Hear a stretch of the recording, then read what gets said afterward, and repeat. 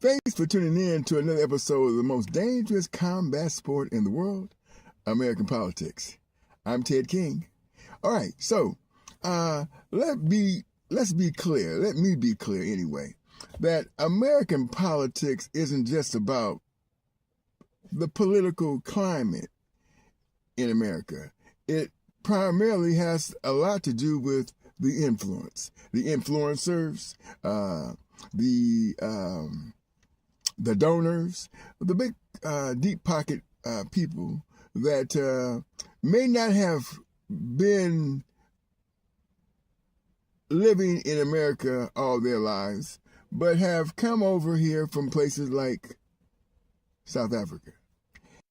Before I get started, don't forget to like and subscribe on YouTube, follow on Facebook, TikTok, and Instagram. If you see us on Twitter, give us a follow there as well. And decided to, spread their seeds here in America to be able to be bigger influencers.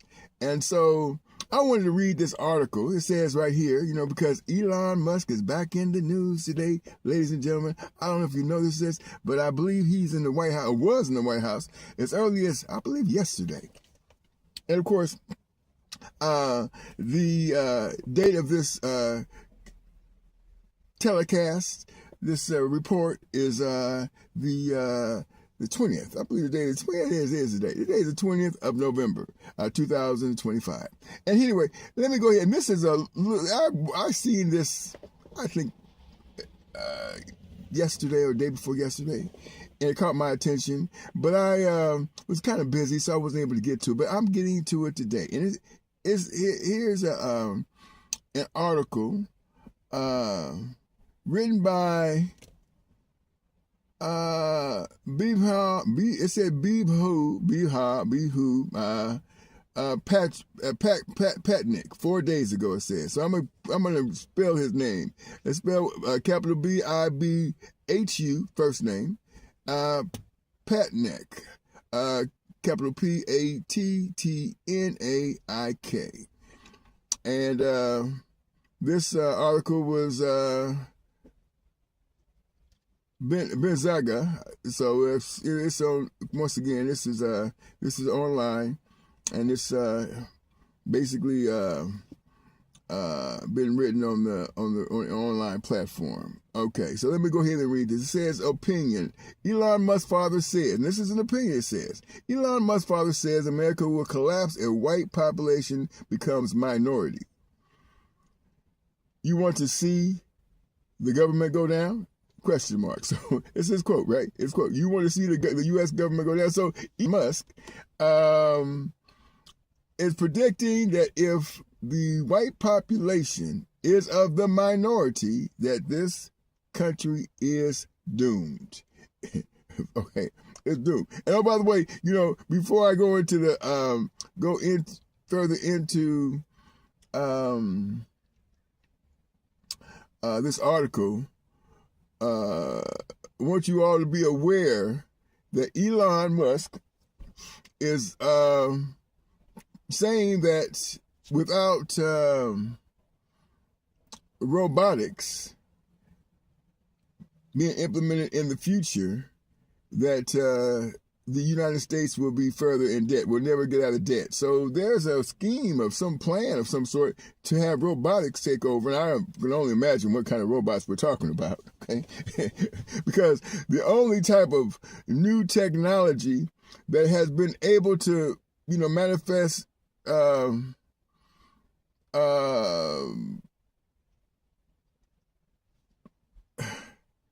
yes, I'm going to say it, that has manifested the overthrowing of certain humans or humanity. I'm going to say it one more time. Or humanities has been some sort of weapons of destruction. Okay? Robotics, with guns, do I need to say more? Well, anyway, let me go ahead and read this, okay? All right. The father, Elon Musk, Musk, has recently made some contentious remarks about the future of America, suggesting a bleak outlook if the demographic shift towards a minority white population occurs. Okay. Now, I'm going to say something about that quickly.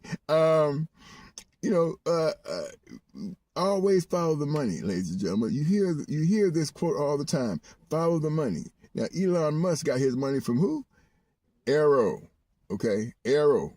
Okay? Arrow Musk, the article goes on to say, Arrow Musk made these comments during an interview with CNN. He was responding to predictions that white people will become a minority in the U.S. within the next 2 decades. And that's true. That's absolutely, no doubt. That's what everybody is afraid of, right? That's what this whole situation is about, is that white people will become a minority. But what they don't say is white people don't have to worry about that. I mean, becoming a minority. I'll get into that a little bit later. But anyway, Arrow Musk, a resident of South Africa. So this man, he's lived in South Africa. He's not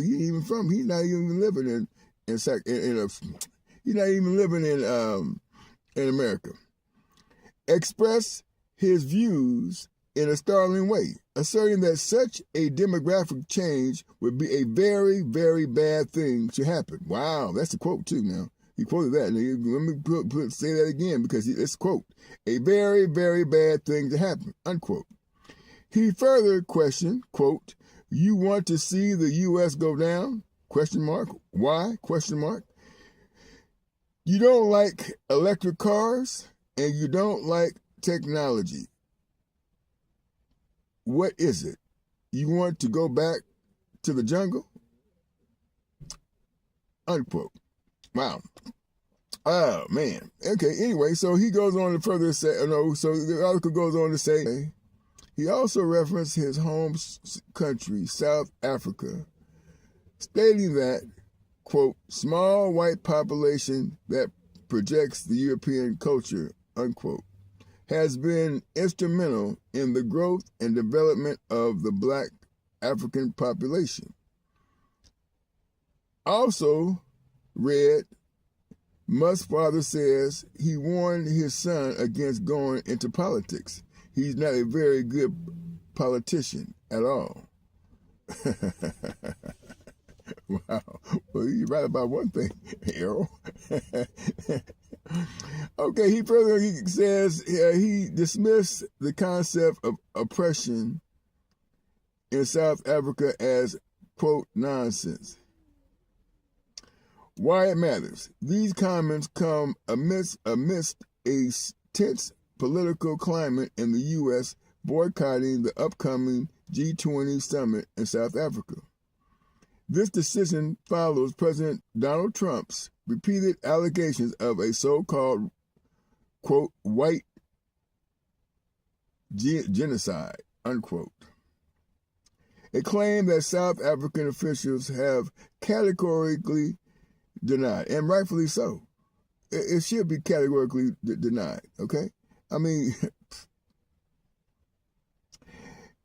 Arrow Musk's comments have ignited a heated debate on the future of America and its demographic shift.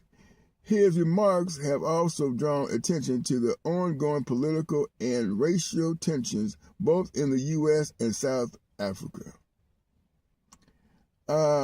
Yeah. This is quite normal under these set of circumstances. I mean, because, there was a situation with but his son, Elon, made a gesture that looked similar to a Heil Hitler type sign. I mean, once again, what do I know, right? I seen something that looked like it was a gesture, like Heil Hitler, okay? And so of course, they claim that that's not what it was, But once again, truth, if you believe, the truth, that's what it is. If you believe the truth, even if it's a lie and you believe it as being truth, it's true. Donald Trump talking to Saudis. I mean, come on, man. Listen. I mean, is it that big of a? I mean, is it really? And this is a country that claim to adhere to biblical principles, yet they want to be over men, other men, and women, of course. They want to be dominant over what in the Bible says only one entity, the Almighty God, has the capacity to be over men. And so, but they want to be like God. They want to take on the mantle. I'm going to be over you. You're a slave to me. Come on now. It's not going to work, okay? It's going to be a problem, okay? And so, till the man becomes humble and understand that, what? The capacity of man ruling over man is not the design. It's counterintuitive to what the design is. So, that's another story. But anyway, Elon back in the news. With Donald Trump, with these, Saudi Arabia, trying to get this money going back and forth and back and forth, back and forth and back and forth. And how see, this is the problem right here. How people think that Donald Trump, of all people, gonna be the savior. The savior of what? And that's what I just can't wrap my head around, how they figure he gonna be the savior. Even they people, that he gonna be the one that's gonna save them. He is the most powerful, that he gonna be able to save them. Donald Trump ain't trying to save himself. Until a person can say, I can save me, you shouldn't be paying attention to whatever they say until they're able to say, okay, so if he says, okay, I'm gonna get myself in a position to be able to grift the whole nation, I'm gonna show you how I can do it. I'll be a grifter to the whole nation. I'll be in a situation where I'm going to be making these moves because I'm going to be the president. But they stopping Donald right now. They putting a halt to Donald.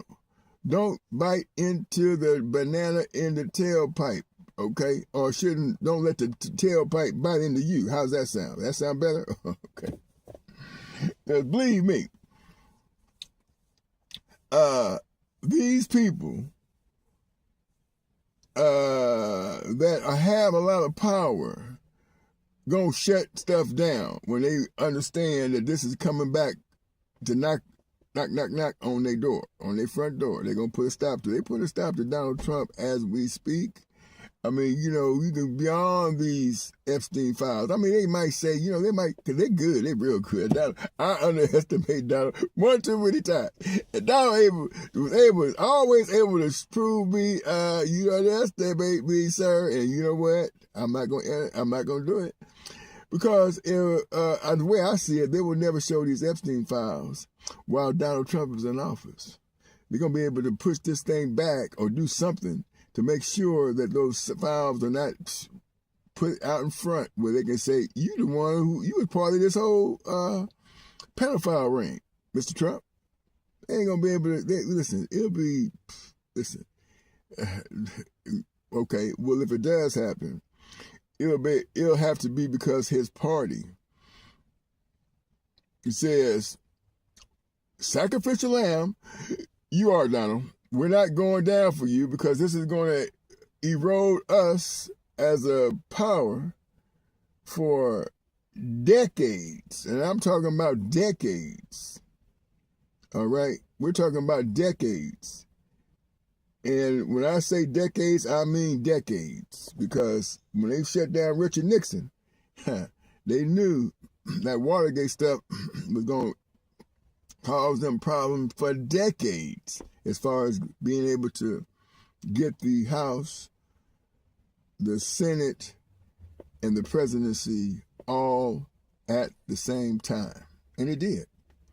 It did. This right here is going to really put them back. And then you're going to see Republicans jumping over there, same Republicans, jumping over there being Democrats. Oh, yeah, we're Democrats now. You know, we're good. I've seen and go jump over, just like they did in 1968, 64.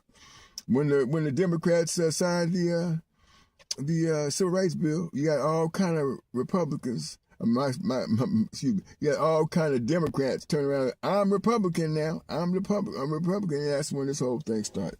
So yeah, that's what I got on this. You know, we're gonna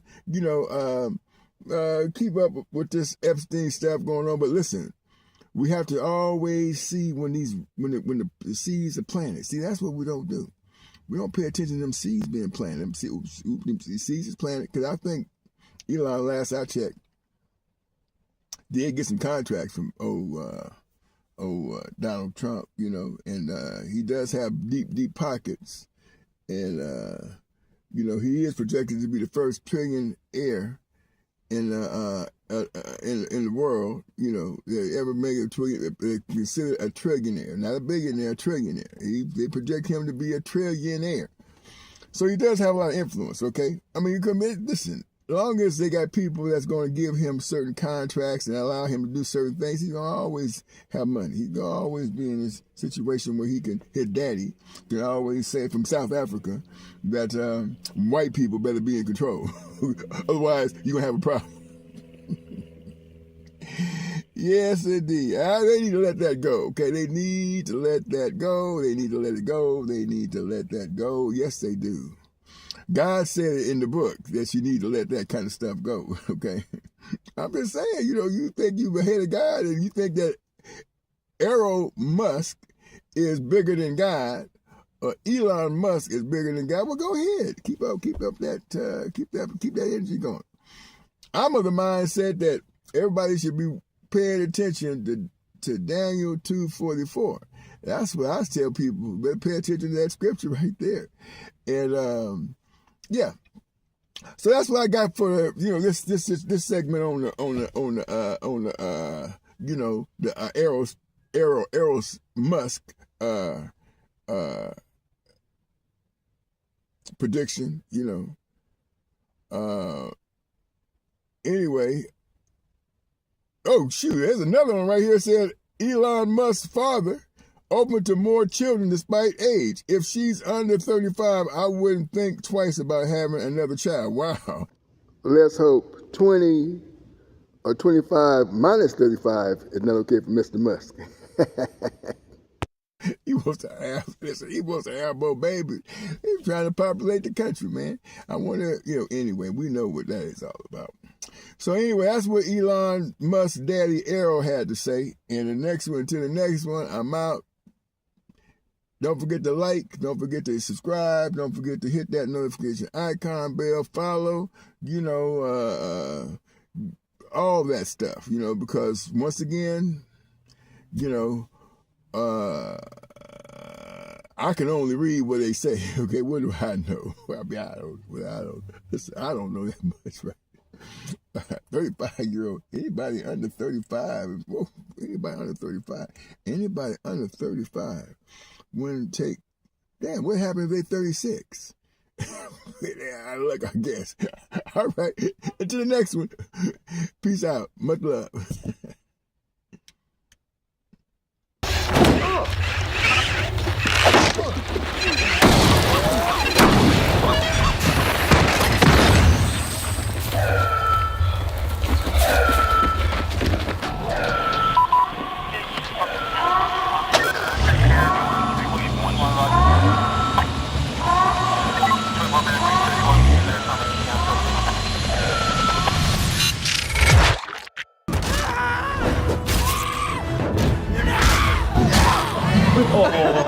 We have 1-to-1 motion capture in real time in Unity. What's the coolest thing we can do? Yeah, you're done. Whoa, you got an alien! All right, what's next? That looks pretty good. I'm a perfect truck.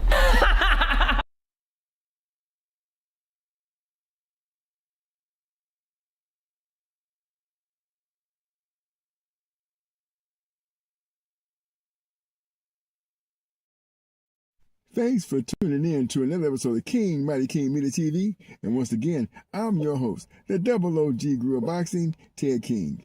And today we're going to be talking about this upcoming fight, November 22nd. Actually, a hell of a card, actually. Yes, it's a good card, okay?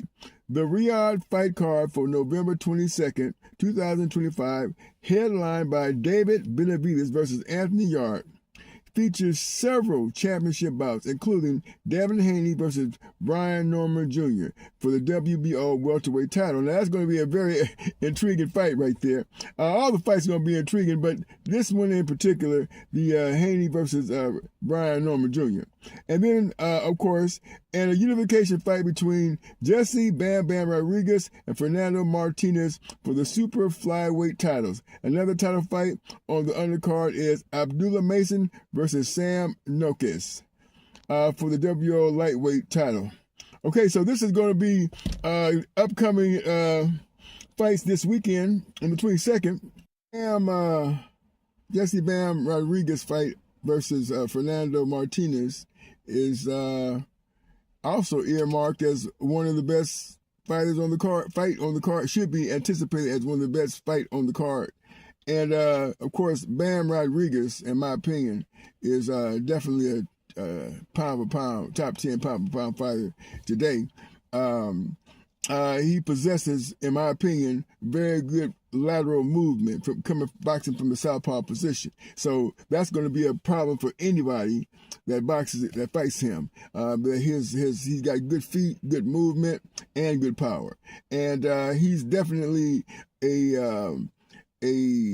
akin to, in my opinion, not like Salvador Sanchez, but Salvador Sanchez-like. Okay, if that makes sense. He's going to be very difficult to beat, even though this fight is earmarked as one of the best fights on the card. I don't see this as going to be a problem for Bam Bam Rodriguez. That's my opinion. But we're going to listen to what both Bam Bam and Rodriguez and Martinez has to say. Feeling good. Just another day of training. My name is Jesse Bam Rodriguez, 25 years old. I am born and raised in San Antonio, Texas. I fight in the super flyweight division, 115 pounds. Nice uppercut and the left hand floors Gallo Estrada. So far in my career, I've accomplished unified champion 2 times. WBC and Ring Magazine super flyweight champion of the world. Training out here in Riverside, Moreno Valley. Since the beginning of my career, I was training alongside world champions, so just being able to pick that up firsthand, I think that's a huge advantage. I'm surrounded by greatness, so how can I not become great myself? Chose boxing because I wanted to be like my big brother. He had always wanted to box, and then my mom never let him. And then just one day she let up and decided to let him try it out, go to the gym, and then I tagged along with him for like 2 weeks, but I was just watching in the stands. And then on that 3rd week, I just went in and tried it myself and stuck with it ever since. And 3 fights I lost, so I just stuck with it and won my first fight. And after that, I just fell in love with it. So show me a jab. I met him when he was like 10 or 11. I was training Nonito Donaire. He had a fight in San Antonio. During the media workout, Nonito invited a kid into the ring to shadow box with him. And Bam stepped into the ring. Nonito said, this kid's gonna be special. His angles, man, his footwork, it's just beautiful. He's gonna be good, man. He's challenging himself to fight a world champion, and a big name, a Hall of Famer. That's what motivates him. Rodriguez in his hometown, putting on the performance of a lifetime. From La Boca, Buenos Aires, Argentina, he will be challenging Jesse Bam Rodriguez in a 12-round super flyweight world championship. Let's welcome the world champion, This should be an Fernando action-packed fight. I have Bam Bam Rodriguez over Martinez. Now, let's go to the Norman I know versus Puma's Haney training like never before because this is the biggest fight of his career. I know he's a strong fighter. He's relentless. He doesn't stop punching, but you know, we know this going into the fight, so anything he brings to the table is not going to surprise us. I think styles make fights. And Puma Martinez coming straight at Bam is a perfect style for Bam to shine. It goes back to me trusting my abilities, my skills. When I go in there, I'll know what to do and I'll adapt right away. I'm 2 fights away from becoming undisputed, so that's my main goal right now. I hate to predict because anything would happen in boxing. I truly believe it's going to be a fight where Bam wins by knockout. I just know for sure I'm winning. My hand will be raised at the end of the night and go home to my kids. 22-0 with his 15th knockout, and on to November 22nd, where he'll face Fernando Puma Martinez.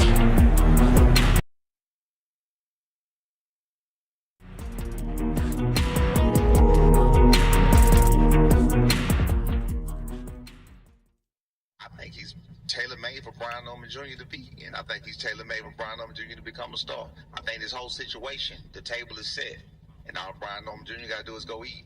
That's it. All right, let's let Bill Haney have the mic now. I'm sure you have plenty to say about Brian Norman Sr. and Brian Norman Jr. Well, first, I want to thank Allah for this opportunity. It's been quite a journey, you know, and I'm going to ask for all the patience in him to give me to not just go in on that clown over there. You dig what I'm saying? But first, let me acknowledge the star-studded cast both on the stage right now and those that's behind the stage to make this thing happen. I've had quite some mentors in this business. I see Jay over there, you know what I mean, with Abdullah Mason, a tremendous talent who's fighting for a championship, something that dreams are made of. He comes from a great family of boys and men that's been standing on business, and now they have their opportunity. Of course, you got the Benavidez's who paved the way and trailblazed the way for guys like us to be independent. He started at like 16, 17, and I've been tapped in with Benavidez from the beginning. And you got Tunde. That's right, brother. He fought to be up on this stage. His name wasn't up on here, but he represents this shit. And the clown over there, you dig what I'm saying? He came for the show, but he's going to get his in a minute. You know what I'm saying? So Tunde and Anthony Yard, I knew them from coming to the Mayweather gym across the pond, and Tunde learning the game from Floyd and putting it down. So to see them on the stage and them two families getting a bunch of money means a whole lot to me. Reno, you know, you speak for yourself, and what he's doing in boxing behind the scenes with Turkey Al-Sheikh, and giving us the opportunity. The one thing when I met Turkey, I said, listen, I don't know what everybody else got to say to you, but I need to tell you we've been getting robbed. And I said, listen, if you work with my son, you're going to see someone that's standing on business and willing to make all the sacrifices to be the kind of fighter that you want backing up Riyadh season. So here we are. They have a great relationship. That Devin is standing on business, just like Reno said, and it didn't matter who it was. You know what I mean? We wanted the opportunity to be here, and we want the max money. You know what I mean? That's what this business is about. Because taking punches, you know, there comes a time when you have to rely on what you've invested in and made happen. You know what I mean? So now, with that, let me get to the clown over there. Now, Devin has fought 3 champions to become the fighter that he is. We went across the pond to Australia and they said that I couldn't come. And he said, well, Dad, I'm going to bring the belt back. That was one of the most impressive times in my life that this man had did. And I knew that he was full grown and on his own.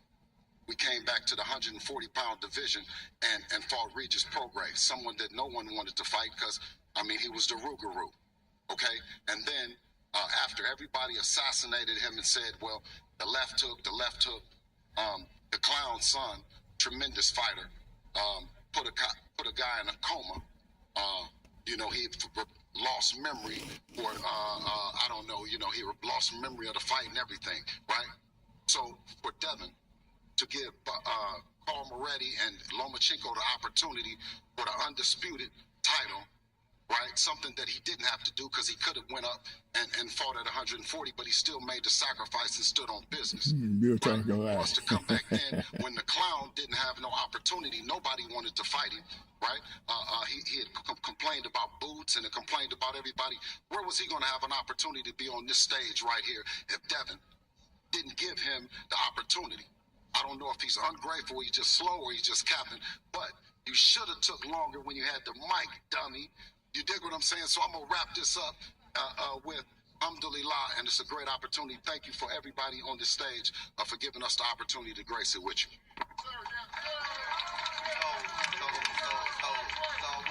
I want to say, thank you, Bill, for that bullshit ass speech. So check this out right here. So hold on, check this out right here. You got a man in Bill Haney who literally just said to me, who was gonna fight my son? Not to mention this fight with Devin Haney was made 7 days after my son just made the knockout of the year. Less than 7 days. So what the hell do you mean who was gonna fight my son? You never gave an opportunity. You don't know what the hell we had on the table. You have no clue who was gonna fight my son. Don't tell me nobody was looking for him. He had just fought. Devin had fought since May.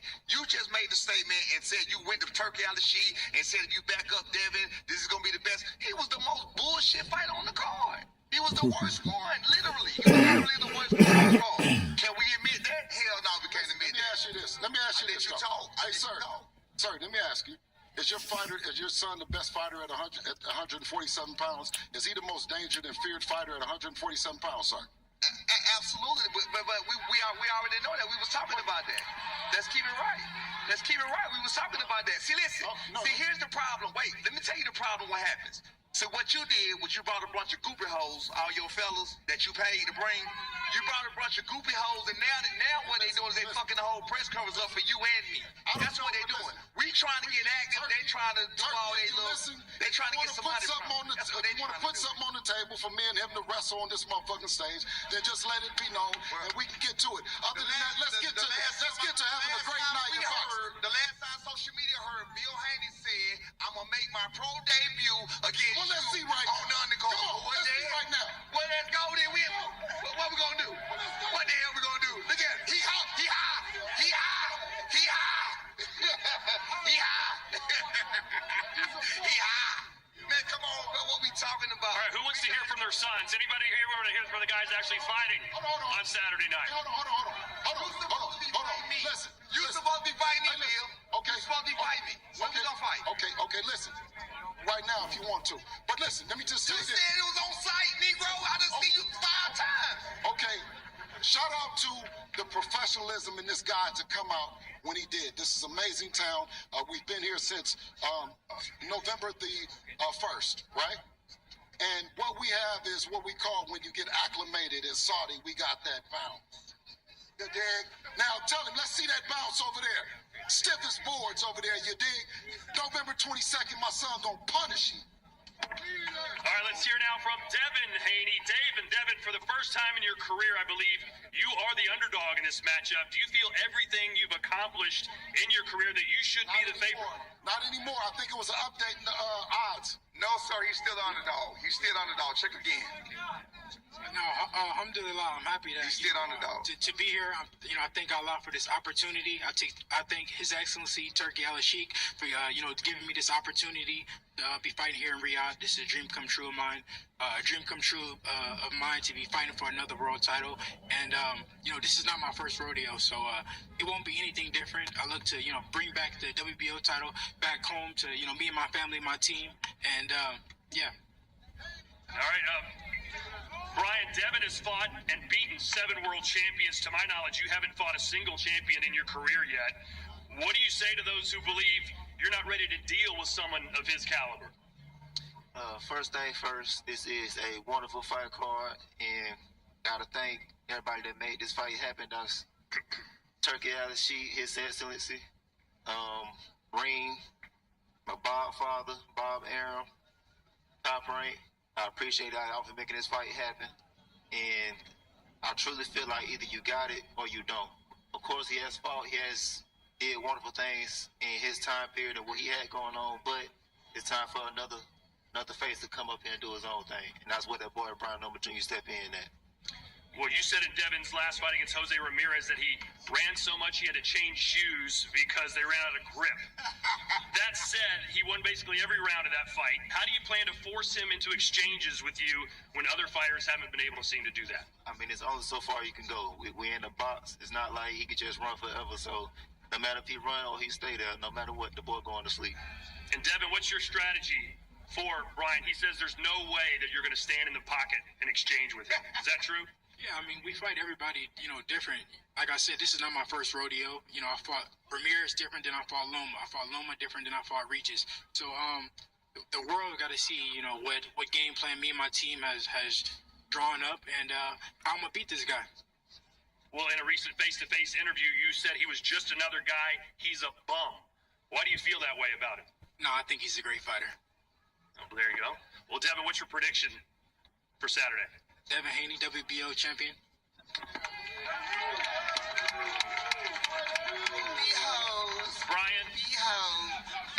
Brian, how confident are you that you can get a decision win against Devin, or do you think you just have to knock him out to win? I can win by any means necessary. If I want to go to the cards, I could do that. If I want to knock him out, I'm definitely going to do that anyway, as is. It's me stamping my name in the game. So what will happen Saturday? How do you win? The boy going to sleep, dog. All right. All right, now let's hear from the WBC and WBA champion of the world, David Benavidez. Here we go, David, in your opinion, from what you've seen from Anthony, where does he rank amongst your toughest opponents? First of all, I want to thank God. I want to thank Turki Al-Sheikh. I want to thank Al Heyman, Luis Kuglis Jr., for making this fight possible. I've had my eye on Anthony Yarde for a long, long time. I know he's a great fighter. He has a lot of heart. He has a lot of power. And the thing I like about Anthony Yarde, that no matter who he's up against, he's in there to make it a great fight. Me, I like to make every fight I'm in a war. I like to give the people the fights they want to see, and I want to give them the action-packed fights they want to see. So I've trained, I had a great training camp. I've trained extremely hard, and this fight is going to live up to the moment. Anthony Yarde, he's trying to capture world title. I'm trying to capture all the titles and unify all the titles in the light heavyweight division.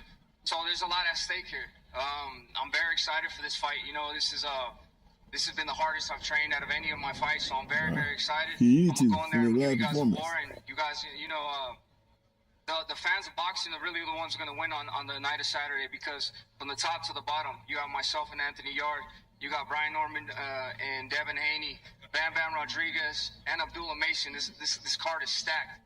You know what I mean? So it's going to be a great night of boxing for everybody that's watching. Well, you heard his trainer say it's going to be a blockbuster. It's going to be a war. Is that the kind of fight you're expecting, or do you think you're going to be able to dominate him? I'm looking to dominate, but whatever happens, I'm ready for whatever. If it's going to turn into a war, then I'm going to turn it into a war. But I'm definitely going to dominate.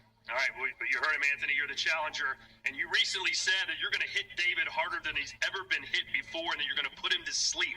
Why are you so confident you're going to do that on Saturday? Did I say that? You did say that. We've got it on tape somewhere. First of all, I want to thank God. I want to thank everyone in attendance. Big man here, Frank Warren, been with him from the beginning. Payne Tunde, the rest of my team, and His Excellency Turki Al-Sheikh. He picked me personally for this fight. And of course, Benavidez team giving me this opportunity. We're here again. And I feel like this is the best version of me. I've always said that I didn't want an easy route, because there's people that go and win vacant titles, and nothing against them kind of people.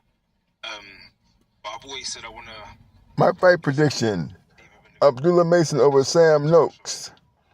Jesse Bam Bam Rodriguez over Fernando Martinez. On a close decision, Devin Haney over Brian Norman Jr. and David Benavidez over Anthony Yarde. Let me know what you think.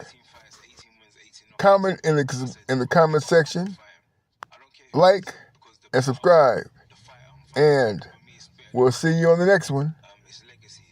Keep your hands up. He said I had 12 amateur fights. And we've made it to the stage 3 times. And you've seen me get better each time. But this occasion, it was right. So I want everyone to tune in. I want to thank everyone on I don't even like to call it an undercard because I feel like every fight on this card is like a main event. I'm a fan of everybody on the show as well. So let's make it happen. Let's put on an excellent night of boxing and make this one for the history books. This is another episode of the most dangerous combat sport in the world, American politics. And once again, I'm your host, Ted King. Trump signs funding bill to end longest U.S. government shutdown. The president signs a bill to restart federal operations after House passes measure in 222 to 209 vote. So yeah, we're back in business.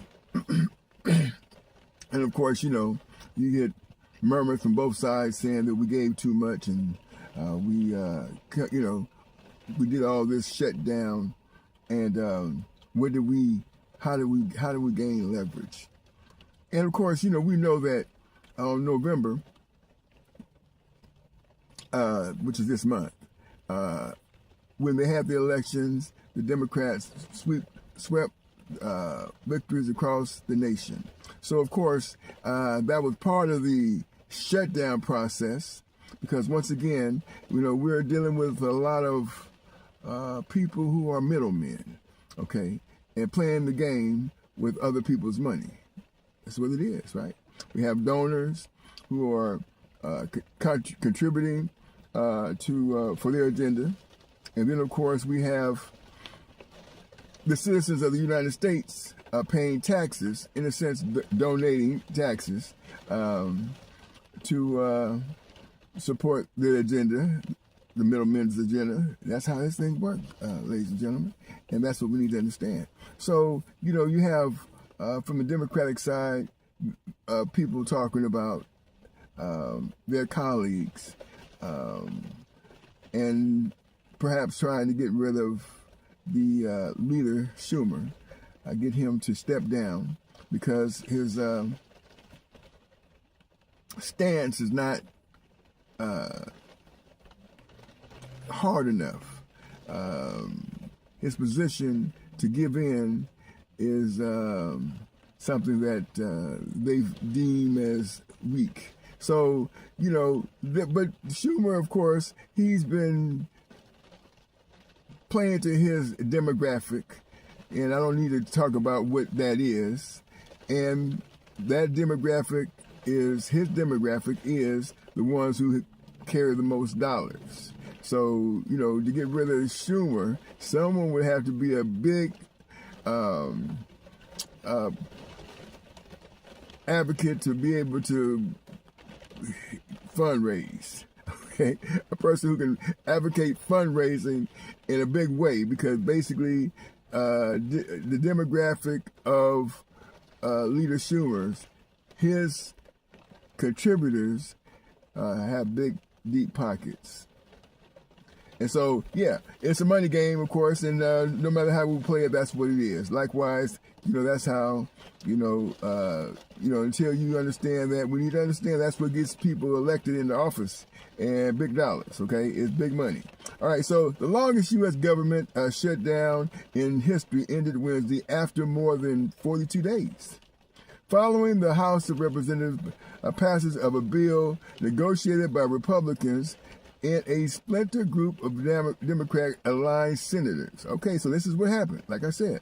Okay, the compromise sets the stage for government operations to return to normal through January, while leaving unresolved the issues of expiring tax credits for Affordable Care Act or Obama health plans, which most Democrats demanded to extend in any deal to reopen the government.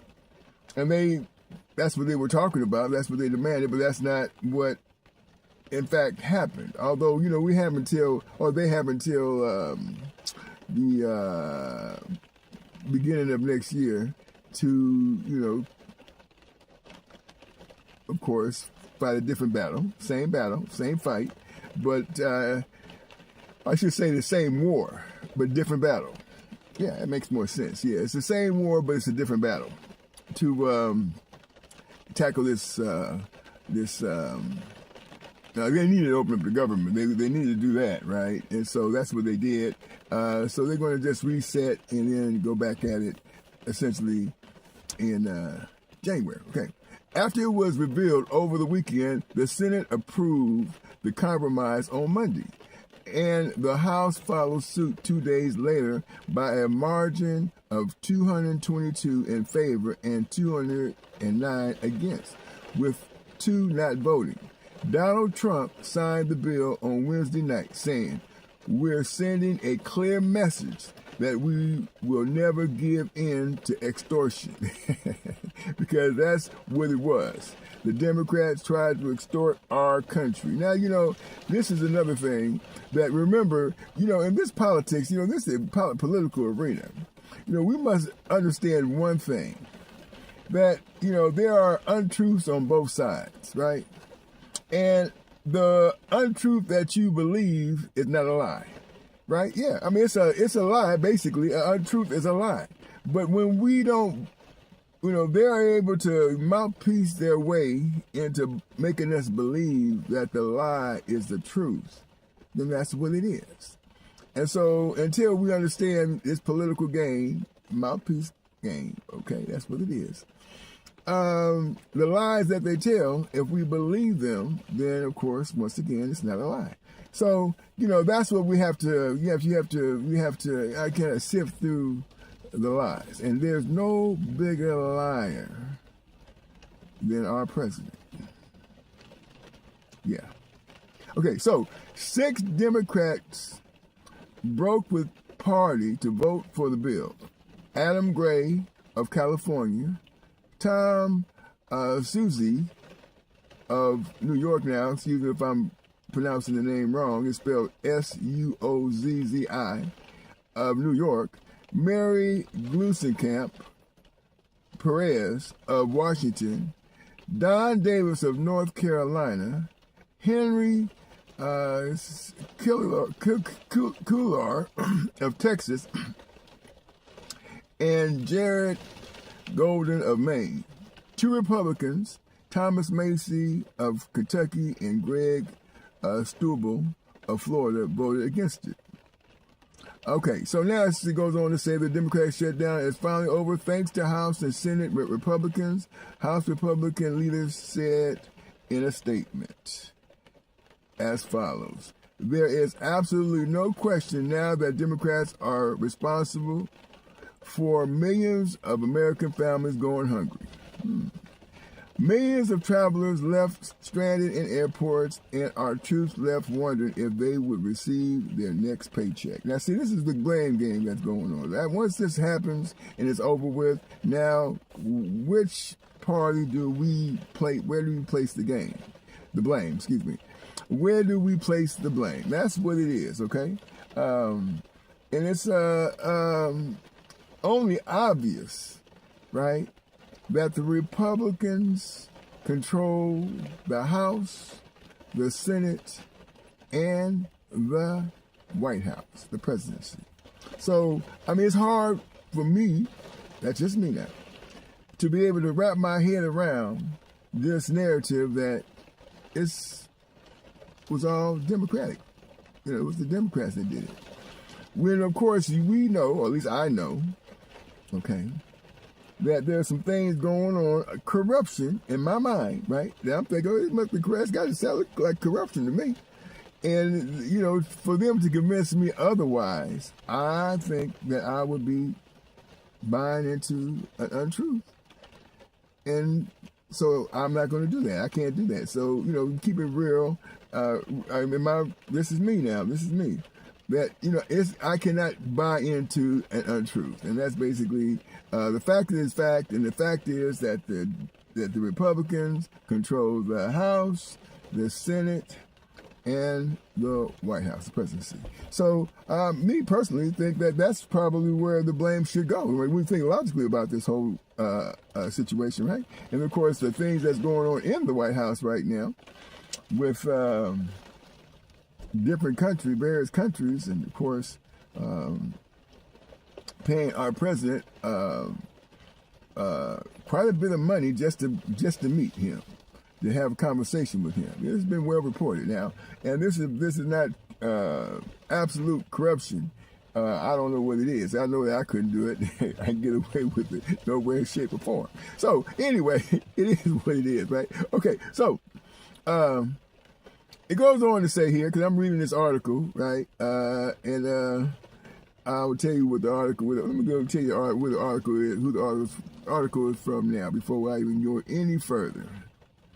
And this the article is on Chris Stein in Washington. Chris Stein wrote the article, and it's in U.S. politics, okay? And it's updates, of course. So, of course, you know, I get updated, get the information just like you all do, and I just report what the information is that that filtered down. This is what I'm doing today. Okay, so here we go. Now, this is very interesting here, right? It goes on to say, it says Republicans who control both the House and the Senate counter-offered with a bill to fund the government through the third week of November, without any spending cuts or major changes to policy. They passed the measure through the lower chamber with only a single Democrat in support, but the minority used the Senate's filibuster to block its passage there. Okay, so there was a filibuster situation that went on. The shutdown began in 1st of October, resulting in about 700,000 federal workers being furloughed, hundreds of thousands of others, from active duty military to law enforcement to airport security screeners, remaining on the job without pay. Russell Vogt, big name now. Russell Vogt, this is a big name, right? That's Russell Vogt, V-O-U-G-H-T. That's Russell Vogt, okay? The White House Office of Management and Budget Director, known for his hostility towards the federal workforce, right? Because they fired a lot of people, right? Seized on the funding lapse to order further layoffs of government employees. He also cut funding for infrastructure projects in states that voted for Kamala Harris last year. Okay, so though Trump ordered military members be paid in a move that many experts call probably illegal, other federal workers missed paychecks. Food banks began reporting increased demands as the shutdown went on, with the need worsening after the White House halted payments under the Supplementary Nutrition Assistance Program, or food stamps, citing the government funding lapse. Now, this funds for the food stamps was there. You know, they reported the money's there for food stamps, but someone said, we're not going to distribute the money for food stamps, for SNAP benefits. Now, if the Republicans control the House, the Senate, and the presidency, who is behind that? Okay, so anyway, let's move on. Last week, Sean Duffy, the Transportation Secretary, ordered a cutback in flights at U.S. airports, saying air traffic controllers were facing unprecedented strains after weeks of unpaid work. Widespread flight cancellations were reported in the days that followed. Now, we know this is November, okay? And we're treading into the holiday season where people do a lot of traveling. And it's very important that these air traffic controllers are in place to make sure people are safe in the airways. Yeah, you know, these airways are very important. They need to, you know, they have to have these air traffic controllers in place. So that was the pressure, you know, that was pressure right there on on both parties, but primarily the Republican Party, to make this thing happen, to make it go, because time was not on their side. And of course, the American people have spoken regarding, especially when you say, you know, someone said on day one, prices in this country was going to be going down as soon as they became the President of the United States. One of those people who was running for the office of the President of the United States made that statement that on day one, prices for the American people would go down. Yeah. So, anyway, Democratic leaders said the wins vindicated their strategy in the funding fight. A statement Trump echoed saying, and this is a quote, "The shutdown is a big factor," unquote. In the GOP's poor performance, he began pressing Republican senators to scrap the filibuster, which would have negated the 60-vote threshold spending legislation needs to clear in the chamber where the GOP holds 53 seats, which is without, anyway, he tried to, to get that filibuster out of the way so they could do what they wanted to do. That didn't happen, okay? Meanwhile, a small group of modern members of the Senate Democratic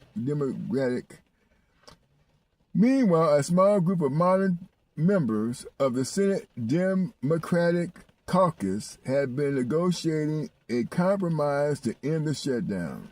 It ended up funding the government through January and undoing the layoffs the Trump administration had ordered after the shutdown began. Now, this was a Trump administration order, okay, regarding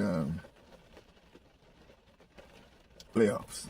So, we can't, these things, like I said, we can't put these things, it has to follow the feet of the people in control. That's the bottom line. And that's the bottom line. So, until we get to next January, to get a little bit more clarity as to where this thing is going, we just have to, keep our seatbelts buckled. And here's the reason why. Because Adelita Grijalva was just sworn in yesterday. And so she represents the vote, the one vote that can open up those Epstein files. Now, last time I checked, this whole government shutdown, in my opinion, just my opinion now, what do I know? I don't know that much, you know what I mean? I don't know that much. But I do know that there was a shutdown. And it appeared to me, it's just to me,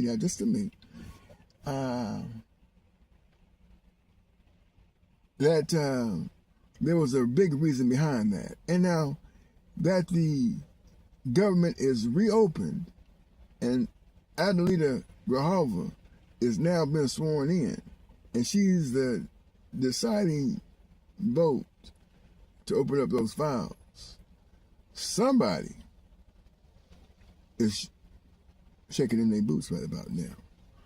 And so this whole thing is about to unfold in real time. And of course, this is Thursday. What's today? Today's the 13th of November. And I will be reporting later on today about this situation. I did a little report on it yesterday as well. Primarily that's what I talked about yesterday. And you can see the streams on YouTube, Mighty King Media TV, Mouthpiece Sports, add my name. Of course, Facebook as well, TikTok, Instagram, etc. And you know, and if you get an opportunity, don't forget to like and subscribe, of course, please, you know, follow the channel. Is there anything called all hell about to break loose? Have you ever heard about that? All hell about to break loose? Man, I think it's about to happen. And so, yeah. So anyway, that's what I got today. Listen, we'll be back later on. You know, keep looking because we got more content.